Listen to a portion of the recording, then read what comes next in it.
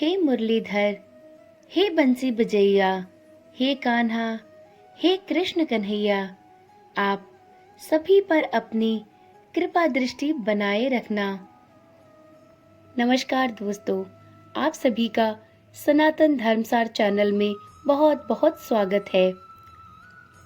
कार्तिक मास में दीपदान, कार्तिक स्नान, तुलसी पूजन जैसे अनेक पुण्यकारी कर्म होते हैं जिन्हें करने का पुराणों में भी विधान बताया गया है। इन्हें कार्तिक मास में करने से अनेक पुण्य फल की प्राप्ति होती है।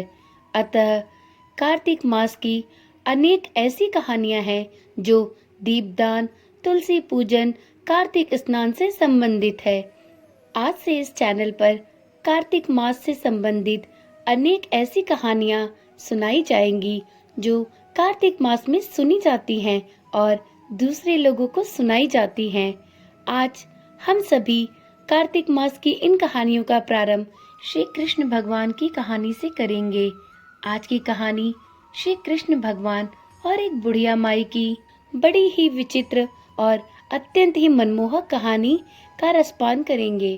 तो चलिए देर किस बात की, प्रारंभ करते हैं और आप भी पूरी श्रद्धा और विश्वास के साथ इन कहानियों को सुनकर इनका आनंद लेते हुए कार्तिक मास के महात्म्य को समझिए, जानिए और अपने सनातन धर्म से जुड़े रहिए।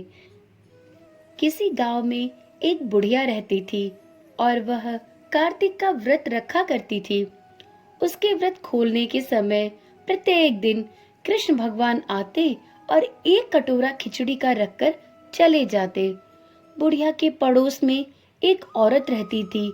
वह यह हर रोज देखती और देखकर ईर्ष्या करती कि इसका कोई नहीं है, फिर भी इसे खाने के लिए खिचड़ी मिल ही जाती है। एक दिन कार्तिक महीने का स्नान करने बुढ़िया गंगा गई। पीछे से कृष्ण भगवान रोज की तरह खिचड़ी का कटोरा लेकर आए। आज उन्होंने देखा कि बुढ़िया तो नहीं है।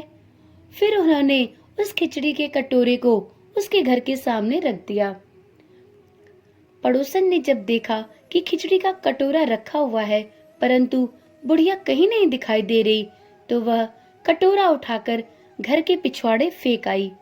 कार्तिक स्नान के बाद बुढ़िया घर आई तो उसे आज खिचड़ी का कटोरा नहीं मिला और बेचारी वह भूखी ही रह गई।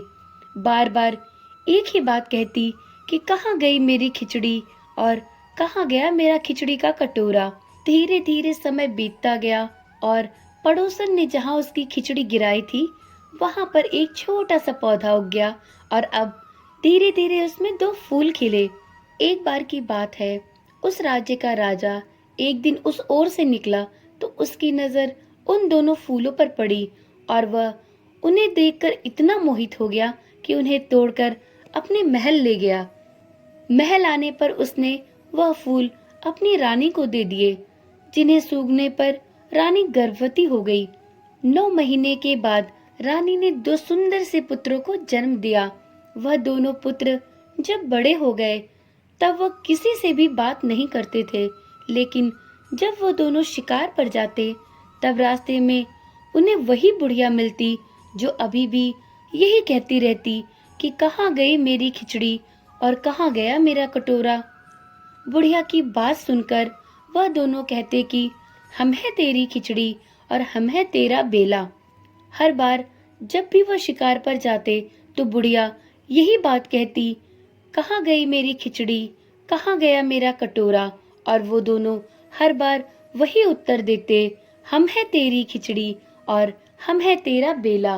उड़ते उड़ते यह बात एक दिन राजा के कानों में पड़ गई तो उसे आश्चर्य हुआ कि उसके दोनों राजकुमार किसी से बात नहीं करते थे और अब ये बुढ़िया से कैसे बात करते हैं।